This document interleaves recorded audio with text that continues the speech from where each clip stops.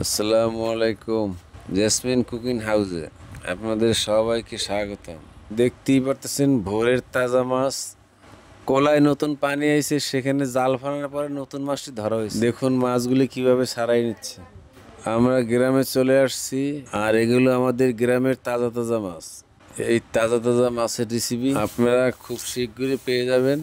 আপনাদের সামনে দেখাবো বরিশালের রান্না, সাথে বরিশালের ভাষায় কথা কওয়া। সবাই অবশ্যই আমাদের পাশে থাকবেন আর এগুলো উপভোগ করবেন। তো দেখতেই পারতেছেন এটা গুইশা মাছ। আমাদের বরিশালের ভাষায় এটা গুইশা মাছ বলা হয়। কেউ কেউ এটা ট্যাংরা মাছও বলে। আপনারা এটা কি মাছ বলেন? এটা অবশ্যই আমাদের কমেন্ট করে জানাবেন।